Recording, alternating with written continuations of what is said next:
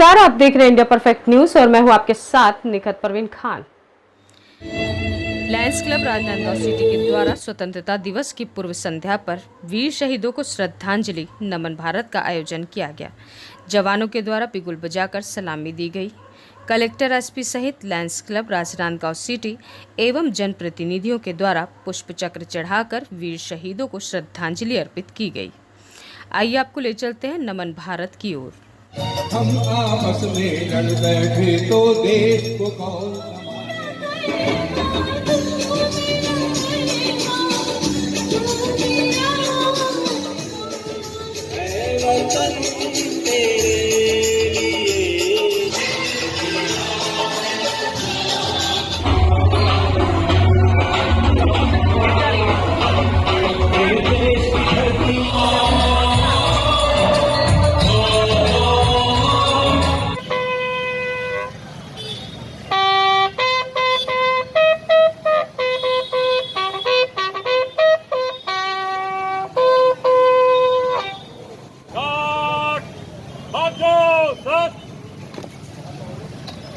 विश्व शांति एवं देश की अक्षुण्ण स्वतंत्रता के लिए भारत माता की, भारत माता की, वंदे वंदे।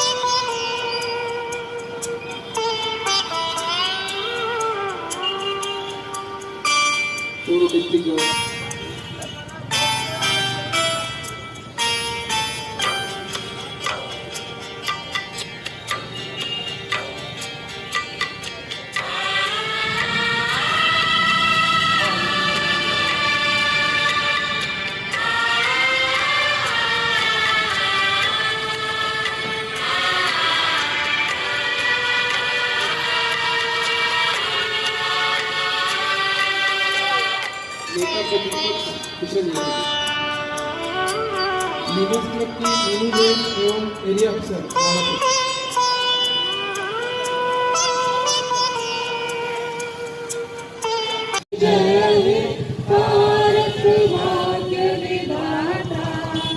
पंजाब सिंध गुजरात मराठा द्राविड़ उत्कल गंगा विंध्य हिमाचल यमुना गंगा उच्छल जलधि तरंगा तव शुभ नामे जागे तव शुभ आशीष मांगे गाहे तब जय गाथा जय रणदंगदायक जय हे भारत भाग्य विधाता जय हे जय हे जय हे जय जय जय जय हे। भारत माता की, भारत माता की, भारत माता की। को जागृत करता है यह कार्यक्रम एक शाम शहीदों के नाम, जिसमें लायंस क्लब राजनांदगांव सिटी परिवार अपनी सच्ची श्रद्धांजलि अर्पित करता है। यह कार्यक्रम उस गौरवशाली परंपरा का प्रतीक है जिसके तहत चाहे वह आजादी की लड़ाई में शहीद हुए क्रांतिकारी हो या फिर देश की सीमा में रक्षा करते हुए शहीद हुए हमारे वीर जवान हो या फिर नक्सलियों की सुरक्षा में लगे हमारी पुलिस के जवान हो, जिन्होंने अपना सर्वत्र इस देश के लिए, इस देश की जनता के लिए अर्पित कर दिया, उनके प्रति हम अपनी सच्ची श्रद्धांजलि अर्पित करते हैं। ये देश चंद्रशेखर आजाद का देश है, ये देश गांधी का देश है, ये देश सुभाष चंद्र बोस का देश है, ये देश खुदीराम बोस का देश है, ये देश नेहरू का देश है। ऐसे संघर्षकर्ता जिन्होंने अपना पूरा जीवन, पूरा देश को स्वतंत्र कराने के लिए लगाया और ऐसे राष्ट्र में हम रहते हैं, ये बड़े गर्व की बात है। जो भरा नहीं है भावों से, जिसमें बहती रसधार नहीं, हृदय नहीं वो पत्थर है, जिसको देश के लिए प्यार नहीं। जिन लोगों ने वो चीजें देखी नहीं देश को आजाद करने के लिए, मुझे लगता है कि अब वो संस्कार नई पीढ़ी को देना चाहिए। नई पीढ़ी को ये मालूम होना चाहिए कि किन कठिनाइयों में, किन परेशानियों में, किस बलिदान के साथ, किस शौर्य के साथ हम आजाद हुए, आजाद सांसें ले रहे हैं। तो हर किसी के मन में ये बात लगे, यदि देश हित मरना पड़े मुझको सहस्त्रों बार भी, तो भी न मैं इस कष्ट को निज ध्यान में लाऊं कभी। ईश भारतवर्ष में शतबार मेरा जन्म हो, कारण सदा ही मृत्यु का देशोपचारक कर्म हो। आप सबको बहुत बहुत बधाई स्वतंत्रता दिवस की। और ये देश जिन परिस्थितियों से गुजर रहा है, हमको एक होने की जरूरत है, अपनी स्वतंत्रता को याद करने की जरूरत है, अपने बच्चों में स्वतंत्रता के इतिहास के संस्कार देने की जरूरत है। बहुत बहुत धन्यवाद, बधाई आप सब। लोगों ने हमें इस देश को स्वतंत्रता दिलाई है। हम आजाद वातावरण में हम जो सांस ले रहे हैं, जी रहे हैं, तो उन वीर शहीदों को भी ये नमन है। और मुझे यह भी लग रहा है कि इस तरह के आयोजन, जगह जगह आयोजन होते रहने से अभी जो बच्चे हैं, छोटे बच्चे हैं, उनको भी इन सारी चीजों के बारे में पता लगता है कि कैसे कैसे किन परिस्थितियों में इस स्वतंत्रता के लिए हमारे लोगों ने अपनी जान का बलिदान दिया। बहुत सारी चीजों से हमें और आजाद होने की जरूरत है। अभी जगह जगह सफाई करने की जरूरत है। अभी हमें गंदगी से आजाद होने की जरूरत है। पानी जो बहुत तेजी से नीचे जा रहा है, तो अब हमें पानी तेजी से नीचे न जाए, उसके लिए कुछ काम करने की जरूरत है। लोगों को वाटर क्राइसिस से आजादी दिलाने की जरूरत है। टेम्परेचर दिनों दिन बढ़ता जा रहा है। हम ज्यादा से ज्यादा पेड़ लगाएं ताकि हमारे पेड़ पक्षी जो हैं वो भी इन पे अपने रहने का घोंसला बना सके।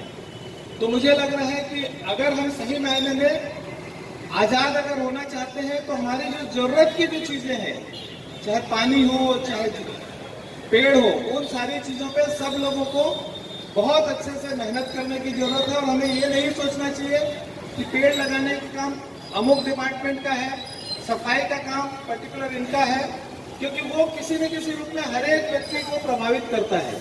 स्वच्छता हो, जल हो या पेड़ हो, वो हर एक व्यक्ति को प्रभावित करता है। तो हर एक व्यक्ति को उसमें सहभागिता निभानी चाहिए और ज्यादा से ज्यादा प्लांटेशन करना चाहिए। तब हम सही मायने में और एक सही सिटीजन की भूमिका हम लोग निभाएंगे, तब सही मायने में हम लोग आजाद हो पाएंगे। भारत के 78वें स्वतंत्रता दिवस की हार्दिक शुभकामनाएं। मैं तो आया था तब से इस दिशा में करना चाहिए और ईमानदारी से एक ही चीज रख के जब तक ये लहराता है बड़ा अच्छा लगता है। बुलाया है, सम्मान दिया, इसके लिए मैं समझ रहा हूं। और जितना ऊंचा होता है उतना अच्छा लगता है।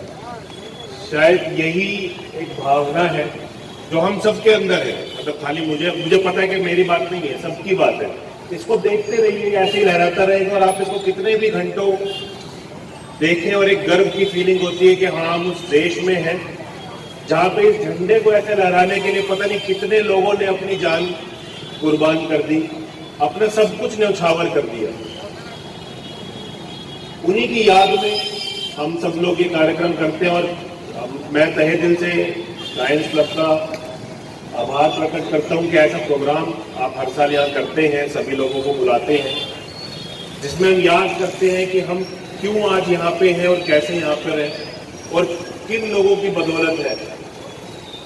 जैसा कि बोला गया कि बहुत ऐसे लोग हैं जिनके हम नाम जानते हैं, जिनके शायद नहीं जानते हैं, उनके बलिदान, उनके परिवारों के बलिदान को आज नमन करना है और एक प्रतिज्ञा लेनी है कि आज हम लोग को लगता है कि बड़ी आसानी से हम लोगों को एक आज़ाद देश में, हम सब लोग तो बहुत बाद में जन्म लिए हैं, एक आज़ाद देश हम लोगों को मिला। हम लोगों ने वो समय नहीं देखा, सिर्फ कहानियों में पढ़ा है, किताबों में पढ़ा है या मूवीज में या चीज़ों में देखा है कि क्या उस समय की दुनिया रही होगी। लेकिन ये हमारी जिम्मेदारी है। जैसा कि कलेक्टर साहब ने बोला, आज़ादी सिर्फ वो आज़ादी तो एक पहलू था जो हमारे बुजुर्ग हम लोगों को देकर गए, वो पीढ़ी हम लोगों को देकर गई, जिसमें से आज भी जैसे डॉक्टर बाफना जैसे कुछ लोग अभी भी हमारे बीच हैं जो उन दोनों दुनियाओं को देखे हैं। हम लोगों की जिम्मेदारी है कि हम अपने बच्चों को, आगे वाली पीढ़ी को ऐसे ही एक बेहतर जिंदगी दें, चाहे वो कोई भी समस्या हो, अर्थव्यवस्था से रिलेटेड हो, पॉल्यूशन से हो, क्राइम से हो, हमें हर तरीके से एक बेहतर दुनिया देनी है। आज भी जब हम बात करते हैं कि हम क्या भारत बदला है वास्तव में, तो जब हम बात करते हैं कहीं और बाहर जाते हैं, भारत के बारे में कैसे पता लगेगा? भारत के बारे में भारत के अंदर रहे तो नहीं पता लगता। जब भारत के बाहर जाते हैं तो समझ आता है भारत कितना बदल गया है, कि हमारे बारे में विचार कितना बदल गए। जो सुख सुविधा पहले भारत में नहीं थी, जिसके लिए लोग भारत से बाहर भागते थे, अब वो भारत में मिलने लगी है। ऐसी कोई टेक्नोलॉजी नहीं है जो आज की डेट में भारत में उपलब्ध नहीं है। यहाँ तक कि अगर हम देखें, कल ही मेरी किसी से चर्चा हो रही थी, यूपीआई जो है जिसको हम इतनी आराम से यूज करते हैं कि चाहे 5 रुपए की पेमेंट से लेके लाखों रुपए की पेमेंट तक, वो भारत ने निजात किया है और आज पूरी दुनिया उसको कॉपी करने में लगी है। ऐसे हजारों करोड़ों सॉल्यूशन है, इनोवेशन है जो हम लोगों ने शुरू किया है। तो हम लोग बेहतरी की तरफ लगातार बढ़ रहे हैं, लेकिन हम लोगों को कहीं ना कहीं एक इच्छा शक्ति जाहिर करनी है कि हम एक अच्छा भविष्य आगे वाली पीढ़ी को दें और उन लोगों की याद में उनके किए गए उपकारों का कम से कम इतना तो हम चुका सकते हैं कि हम आगे अच्छे काम करते रहें। इसी के साथ एक बार फिर यहाँ पर बुलाने के लिए हार्दिक धन्यवाद। Thank you so much. ये ध्वज देश की शान है, हर भारतीय के दिलों का ये स्वाभिमान है। यही है गंगा, यही हिमालय, यही हिंद की जान है और 3 रंगों में रंगा हुआ ये अपना हिंदुस्तान है, अपना हिंदुस्तान है। संध्या पूर्व लायंस क्लब का ये आयोजन निश्चित रूप से हमारे संस्कारधानी नगरी की पहचान है। सबसे पहले तो मैं समस्त लायंस क्लब के सम्मानित पदाधिकारियों को बहुत बहुत बधाई देता हूँ कि संस्कारधानी के अनुरूप आपने जोश, ज्वाला और एक जो हमारे को साहस बना के रखता है और आगे बढ़ाने की प्रेरणा देता है, ऐसे कार्यक्रम आप शहर में कराते आ रहे हैं। और बर्लिन ओलंपिक में 15 अगस्त के दिन हम फाइनल जीते थे। आपको ज्ञात हो कि जब स्वर्ण पदक जीता जाता है तो उस देश का जो है राष्ट्रगान होता है। चूंकि हम गुलाम थे, वो ब्रिटेन का राष्ट्रध्वज बजा, लेकिन 1930 में जो कांग्रेस ने तिरंगा झंडा को देश के लिए एक निशान बनाया था, वो जब राष्ट्रधुन बज रहा था तो अपने जेब से निकाल करके और बाएं सीने में लगा करके उन्होंने राष्ट्रगान को सुना। ब्रिटेन के लोग जो जब राष्ट्रगान बजता है तो अपना दाहिना हाथ बाएं सीने पर रखते हैं, उसी का लाभ लेते हुए उन्होंने तिरंगा को अपने सीने में लगाया। कितनी बड़ी देशभक्ति थी। आप बताइए, अगर उस समय ब्रिटिश के लोगों को थोड़ा भी ध्यान जाता तो कितनी बड़ी सजा होती। उसका दूसरा देश प्रेम ये था कि हिटलर ने कहा कि आप मामूली सैनिक हो, मेरे देश में आ जाओ, आपको मैं मेजर बना दूंगा, लेकिन उन्होंने वो पद भी स्वीकार नहीं किया और अस्वीकार कर दिए। न जाने कितने लोगों ने अपने ढंग से, एक साधारण गांव का आदमी भी आजादी के लिए अपना कुछ न कुछ योगदान दिया, तभी हम आजाद हो पाए। के बिना डाल साबरमती के संग चल दिया कमाल, वह कमाल के भरोसे आज हम यहाँ पर खड़े हैं और गर्व के साथ हम कह सकते हैं कि हम भारतीय हैं और हम भारत के नागरिक हैं। जैसे कि सभी अतिथियों ने अपने उद्बोधन में कहा कि भारतवर्ष जो है आगे दुनिया का एकमात्र देश ऐसा होने वाला है, हम उसके अनुयायी बने और उसके साक्षी बने। न पूछो कि हमसे कि क्या हमारी कहानी है, हमारी पहचान बस यही है कि हम हिंदुस्तानी हैं। राजनांदगांव के छत्तीसगढ़ के हृदय स्थल जस्तन चौक में नमन भारत का कार्यक्रम लायंस क्लब के द्वारा किया जा रहा है। लायंस क्लब राजनांदगांव सिटी हर साल की तरह इस साल भी बहुत ही अच्छे और वृहद रूप में ये कार्यक्रम करती आई है और उसी के चलते कार्यक्रम में हमारे बीच मौजूद है हमारे राजनांदगांव के जिला कलेक्टर संजय अग्रवाल सर से हम जानेंगे। सर, प्रशासनिक कार्यक्रम बहुत ही एक से बढ़कर एक हो रहे हैं, गीत संगीत के साथ घर घर तिरंगा हर घर तिरंगा के कॉन्सेप्ट तो बहुत ज़्यादा ही चल रहे हैं। क्या कहना चाहेंगे देशवासियों को इस अवसर पर? आज का दिन और जैसे कल 15 अगस्त है, सारे हम लोग स्वतंत्र हुए हैं 15 अगस्त को, उससे पूर्व संध्या पे आज यहाँ लायंस क्लब का बहुत ही एक अच्छा भारत नमन कार्यक्रम यहाँ पे है और हर साल यहाँ पे एक बहुत ही अच्छा कार्यक्रम होता है जिसमें हम सब लोग जो नए बच्चे हैं, नन्हे मुन्ने बच्चे हैं, उनको भी ये पता लगता है कि 1947 में जब देश स्वतंत्र हुआ था तो उससे पहले हमारे स्वतंत्रता संग्राम सेनानियों ने किस तरह से बहुत संघर्ष करके अपना पूरा जीवन हम सब लोगों को स्वतंत्र कराने में उन्होंने बलिदान दिया था। और उसी की याद में जगह जगह इस तरह से कार्यक्रम सब जगह हो रहे हैं।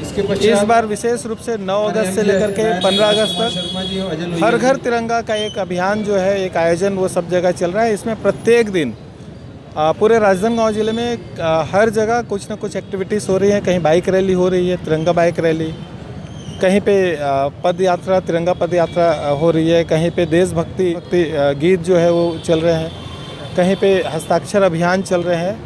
लोगों के दिमाग में बहुत ही ये चूँकि बहुत ही एक अच्छी चीज़ है कि अब आने वाले समय में जब ये सारे कार्यक्रम इतने अच्छे से होते हैं तो बच्चों के मन में भी आता है कि किस तरह से हमारे पूर्वजों ने कितनी यातनाएं सह करके, कितना अपनी सुख सुविधाओं को त्याग करके उन्होंने इस देश को स्वतंत्र कराने में उन्होंने अपना योगदान दिया है। तो मुझे लगता है कि ये सारे लोगों के दिल पे चिर स्थायी रूप से ये चीज़ें रहेंगी, बच्चों के दिल पे रहेंगी और वो फिर ये कंटिन्यूस से सारी चीज़ें आगे बढ़ती चली जाएंगी। इस तरह के आयोजन होने से हम सब लोगों को एक प्रेरणा मिलती है कि हमें भी समाज के लिए कुछ न कुछ करते रहना चाहिए, क्योंकि जिस मंशा से उन्होंने हम सब लोगों को स्वतंत्र किया है तो उनकी स्वतंत्र कराने की मंशा तभी पूर्ण होगी जब हम लोग भी सोसाइटी के लिए और बेहतर हम कर सकें। हम जो भी बेहतर कर सकते हैं वो हम सब लोगों को करना चाहिए। जिन चीज़ों से सोसाइटी में हैप्पीनेस आए, खुशी आए, वो सारी चीज़ें होनी चाहिए। तो धीरे धीरे जैसे हमारा देश स्वतंत्र हुआ, उसके बाद विशेष रूप से 90s के बाद हम लोगों ने हमारी सोसाइटी को काफ़ी कुछ नुकसान किया है।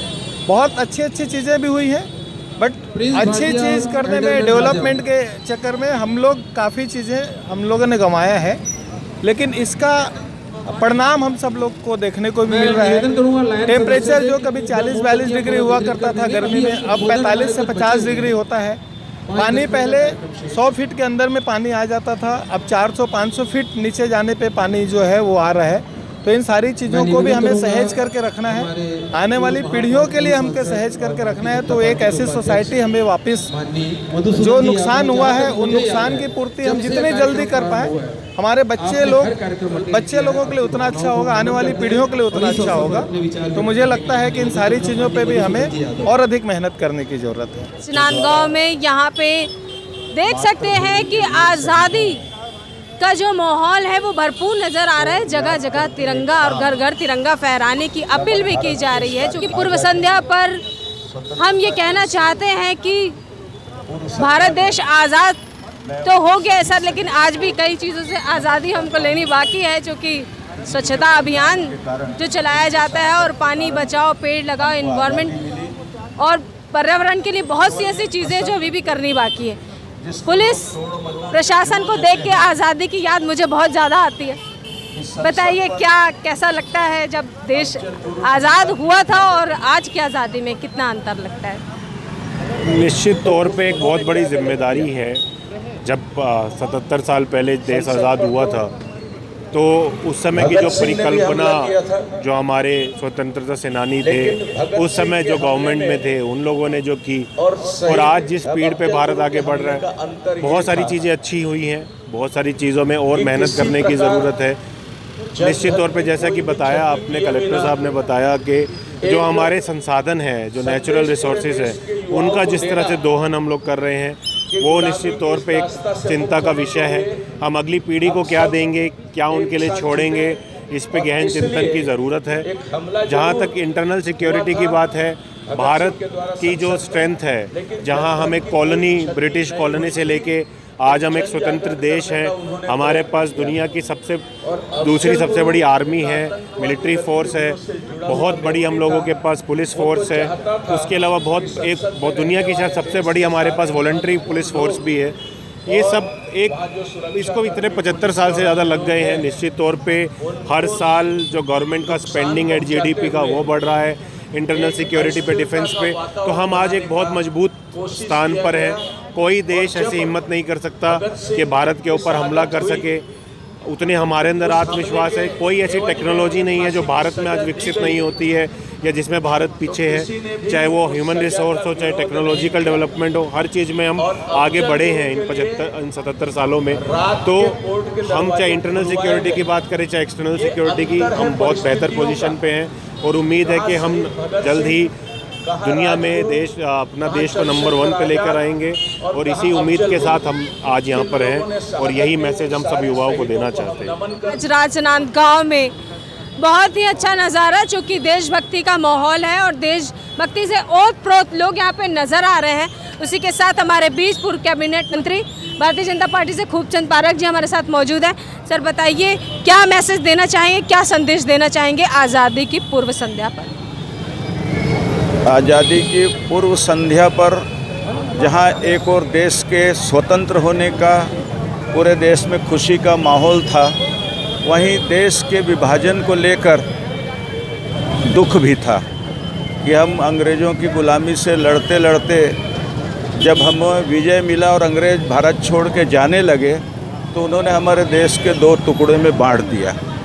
और उस बंटवारे के बाद जिस प्रकार का एक वायुमंडल बना, तिथि तय हुई, 14 तारीख को डिसाइड हुआ कि पाकिस्तान में ये पोर्शन रहेगा, इंडिया में ये पोर्शन रहेगा, और वहाँ के जो लोग थे जो यहाँ आना चाहते थे, हिंदू लोग, उनको तत्काल छोड़ने का आदेश हुआ। लाखों की संख्या में लोगों को मारा गया।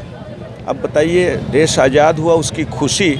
अभी हमारे एक विभाजन विभीषिका का कार्यक्रम था, उसमें बहुत सारे सिख, गुजराती, जैन जो पाकिस्तान में रहते थे, उनके साथ जो उनके परिवार के साथ जो घटनाक्रम हुआ उसको उल्लेख हो रहा था तो सुन के दंग रह गए। गौरी शंकर जी आज गेस्ट थे, वो बोले मेरे पिताजी भी पाकिस्तान से आए थे और ट्रेन से ट्रेन आ रही थी और लोगों को काटा और मारा जा रहा था।